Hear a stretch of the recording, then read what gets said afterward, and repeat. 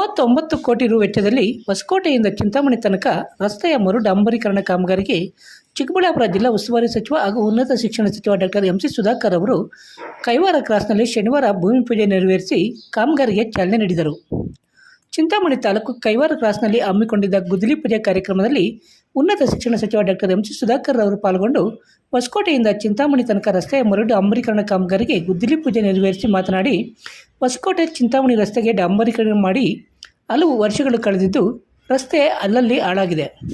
ಆದ್ದರಿಂದ ರಸ್ತೆಯನ್ನು ಮರು ಡಾಂಬರೀಕರಣ ಮಾಡಿ ಪ್ರಯಾಣಿಕರಿಗೆ ಅನುಕೂಲ ಮಾಡಿಕೊಡುವ ನಿಟ್ಟಿನಲ್ಲಿ ಸುಮಾರು 39 ಕೋಟಿ ರು ವೆಚ್ಚದಲ್ಲಿ ಕಾಮಗಾರಿಗೆ ಭೂಮಿ ಪೂಜೆ ನೆರವೇರಿಸಲಾಗಿದೆ. ಹೊಸಕೋಟೆಯಿಂದ ಚಿಂತಾಮಣಿಯವರೆಗೂ ಟ್ರಾಫಿಕ್ ಹೆಚ್ಚಾಗುತ್ತಿದ್ದು, ಕೇಂದ್ರ ಹೆದ್ದಾರಿ ಸಚಿವ ನಿತಿನ್ ಗಡ್ಕರಿ ಅವರೊಂದಿಗೆ ನಾನು ರಸ್ತೆಯನ್ನು ಮೇಲ್ದರ್ಜೆಗೇರಿಸಿ ವಿಸ್ತರಿಸುವಂತೆ ಮನವಿ ಮಾಡಿದ್ದೇನೆ. ಆಂಧ್ರದ ಕಡಪದಿಂದ ಅಮರಾವತಿಗೆ ಸಂಪರ್ಕ ಕಲ್ಪಿಸುವ ರಸ್ತೆ ಇದಾಗಿದ್ದು, ಚತುಷ್ಪಥ ರಸ್ತೆ ಅಭಿವೃದ್ಧಿಗೆ ಮುನ್ನ ಮೊದಲ ಹಂತದಲ್ಲಿ ಮರು ಡಾಂಬರೀಕರಣ ಮಾಡಿಕೊಂಡು ಮುಂದಿನ ದಿನಗಳಲ್ಲಿ ವಿಸ್ತರಿಸಲು ಕ್ರಮ ಜರುಗಿಸಲಾಗುವುದು. ಅಲ್ಲಿಯವರೆಗೂ ರಸ್ತೆಯಲ್ಲಿ ಸುಗಮ ಸಂಚಾರಕ್ಕೆ ಮರು ಡಾಂಬರೀಕರಣ ನೆರವಾಗಲಿದೆ ಎಂದರು. ಈ ಸಂದರ್ಭದಲ್ಲಿ ಸಚಿವರ ಸಹೋದರರಾದ doctor M C Balaji, block Congress ಅಧ್ಯಕ್ಷ ಕೈವಾರ ಡಾಬಾ ನಾಗರಾಜ್, ಗ್ರಾಮಾಂತರ ಅಧ್ಯಕ್ಷ ಮುರುಗಮಲ್ಲ ಲಕ್ಷ್ಮೀನಾರಾಯಣ ರೆಡ್ಡಿ, ಮಾಜಿ ಜಿಲ್ಲಾ ಪಂಚಾಯಿತಿ ಅಧ್ಯಕ್ಷ ಚಿನ್ನಪ್ಪ, ಮಾಜಿ ಜಿಲ್ಲಾ ಪಂಚಾಯಿತಿ ಸದಸ್ಯ ಪವಿತ್ರ ಚಂದ್ರಶೇಖರ್, ಸಂತೆಕರಳ್ಳಿ ಗೋವಿಂದಪ್ಪ, ಮುಖಂಡರಾದ ಜಂಗಶೇಗರ್ಲಿ ಮುನ್ನಾರಾಯಣಪ್ಪ, ಟೆಂಟ್ಸಿನಾಬ, ಶಬೀರುದ್ದೀನ್, ಅಂಬರೀಶ್, ಚಂದ್ರಣ್ಣ, ನಿವೃತ್ತ ಮುಖ್ಯ ಕಾರ್ಯಪಾಲಕ ಪ್ರಸಾದ್, ರತ್ನಾಕರ್ ಸೇರಿದಂತೆ ಗ್ರಾಮ ಪಂಚಾಯಿತಿ ಸದಸ್ಯರುಗಳು, ನಗರಸಭಾ ಸದಸ್ಯರುಗಳು, ಸ್ಥಳೀಯ ಮುಖಂಡರು ಮತ್ತಿತರರು ಉಪಸ್ಥಿತರಿದ್ದರು. ಈಗ ಅದನ್ನ ನಾವೇನ್ ಮಾಡ್ತಾ ಇದೀವಿ, ಎಲ್ಲೆಲ್ಲಿ ಅಲ್ಲಿ ನೀರು ಹರಿಯೋದಕ್ಕೆ ಮೇಲೆಯಿಂದ ಮೋರಿಗಳಿದಾವೆ, ಆ ಮೋರಿಗಳನ್ನ ಅಗಲ ಮಾಡುವಂಥದ್ದು. ಅಂದ್ರೆ ಈಗೇನು ವಾಕಿಂಗ್ ಟ್ರ್ಯಾಕ್ ಮಾಡಬೇಕು ಅಂತಿದೀವಿ. ಒಂದ್ಸತಿ ಆ ಮೂಲೆಯಲ್ಲಿ ಒಳಗೆ ಬಂದ್ರೆ ಇಡೀ ಒಂದು ಸುತ್ತ ಹಾಕ್ಬೋದು.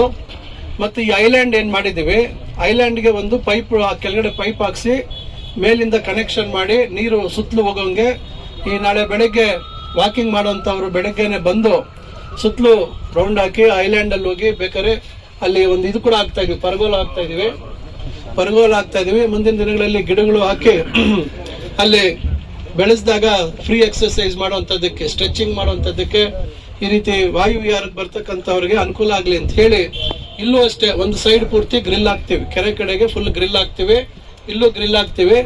ಆಮೇಲೆ ಗಣೇಶ ವಿಸರ್ಜನೆ ಟೈಮಲ್ಲಿ ಏನು ಬರಬೇಕು ಅದಕ್ಕೆ ಇಲ್ಲಿ ಗೇಟ್ ಇಟ್ಬಿಟ್ಟು JCB ಒಳಗೋಗಿ ಅಲ್ಲಿ ಗುಂಡಿ ತೆಗಿಲಿಕ್ಕೆ ಅಥವಾ ಅದನ್ನ ಜನ ಹೋಗಕ್ಕೆ ಬರೋದಕ್ಕೆ ಅಲ್ಲೂ ವ್ಯವಸ್ಥೆ ಮಾಡ್ತೀವಿ. ಇಲ್ಲಿ ಜನ ನಿಂತ್ಕೊಂಡು ನೋಡೋದಕ್ಕೂ ಗ್ರಿಲ್ ಹಾಕಿದ್ದಾಗ ಯಾರಿಗೂ ನಾಳೆ ನೀರೊಳಗೆ ಬೀಳುವಂಥದ್ದು ಮತ್ತೊಂದು ಆಗದೆ ಇರುವಂಥದ್ದು, ಇವೆಲ್ಲ ನಾನು 10-12 ವರ್ಷಗಳ ಹಿಂದೆ ಪ್ಲಾನ್ ಹಾಕಿದ್ದು. ಆದ್ರೆ ಈಗ ಅದೆಲ್ಲ ಹೆಚ್ಚು ಮಾತಾಡಕ್ ಹೋಗಲ್ಲ. 10 ವರ್ಷ ಏನಾಗಿದೆ ಅನ್ನೋದು ನಿಮ್ಗೆಲ್ರಿಗೂ ಗೊತ್ತಿದೆ. ಈಗ ಅವಕಾಶ ಸಿಕ್ತು, ಏನ್ ನಾನು ಹಿಂದೆ ಕನ್ಸ್ಕೊಂಡಿದ್ದೆ ಅದನ್ನ ನನ್ಸ್ ಮಾಡ್ಬೇಕು ಅಂತ ಹೇಳಿ ಇವತ್ತು ಇದನ್ನ ಮಾಡ್ತಾ ಇದೀವಿ. ಆಮೇಲೆ ಮರಗಳು ತೆಗಿಬೇಕು, ಮರ ತೆಗಿಸ್ಬಿಡ್ರಿ, ಇದು ಕಟ್ಟೆ ಮೇಲೆ ಕಟ್ಟೆ ಹೋಗ್ಬಿಡುತ್ತೆ, ಅದೆಲ್ಲ ತೆಗಿಸ್ಬೇಕು. ಯಾರಪ್ಪ ಕಾಂಟ್ರಾಕ್ಟ್ರು, ಅವೆಲ್ಲ ಕ್ಲೀನ್ ಆಗಿ ತೆಗಿಬೇಕ್ರಿ, ಬೇರೆ ಸಮೇತ ತೆಗ್ದ್ಬಿಡಿ. ಅದೇನಿದ್ದ ರಿವೈಟ್ಮೆಂಟ್ ಎಲ್ಲ ಮತ್ತೆ ಕ್ಲೀನ್ ಆಗಿ ಮಾಡಿಸಿ, ಮತ್ತೆ ಲೀಕ್ ಆಗ್ಬಿಡುತ್ತೆ. ಕೆರೆ ಕಟ್ಟೆ ಲೀಕ್ ಆಗುತ್ತೆ ಇಲ್ಲಲ್ಲ,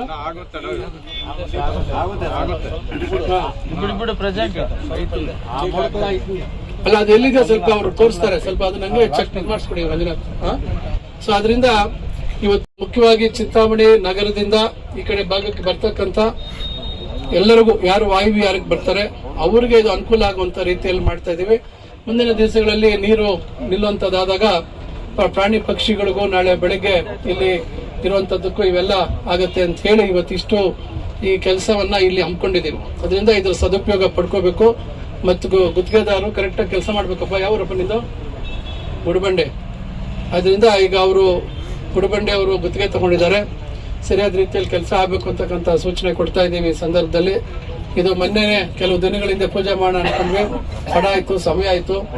ಆಮೇಲೆ ಅದರಿಂದ ಇವತ್ತು ಹಾಕೊಂಡ್ವಿ. ಇವತ್ತು 1-1.5 ಗಂಟೆ ಲೇಟ್ ಆಗೋಯ್ತು.